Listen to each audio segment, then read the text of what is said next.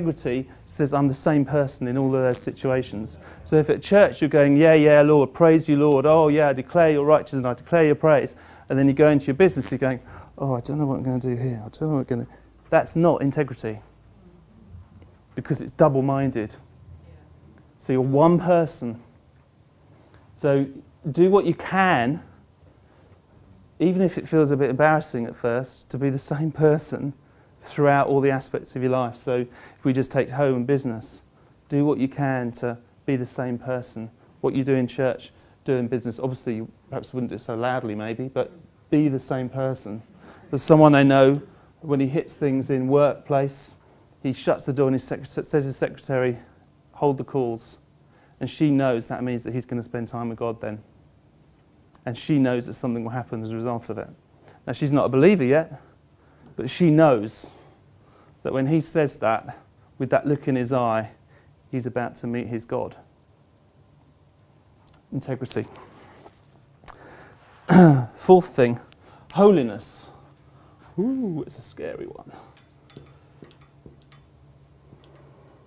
I mean, it says, be holy as I am holy. So it's not we work ourselves up into a state of holiness. God speaks to us and he says, be holy as I am holy. But keep a short account with him. Bring everything under his embrace. So, you know, you're thinking of buying a new computer. Don't immediately go to the magazine or go to your consultant and say, God, we think we need a new computer. What would you suggest we do? How will we do it? Is this really what you want us to do at the moment?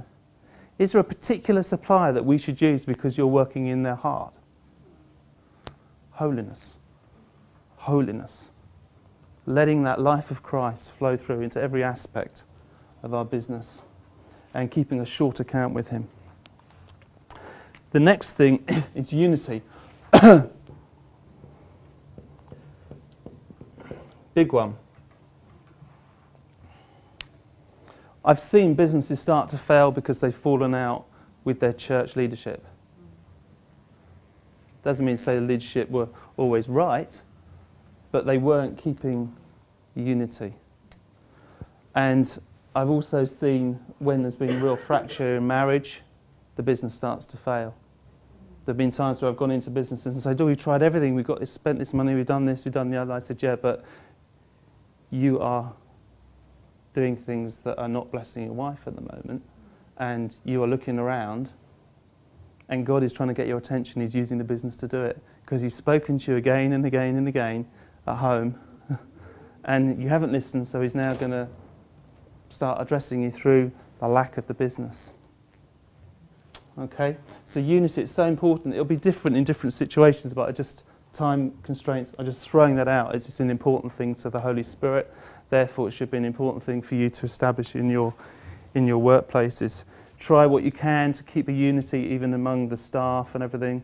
Ask the Lord to give you discernment when there are problems.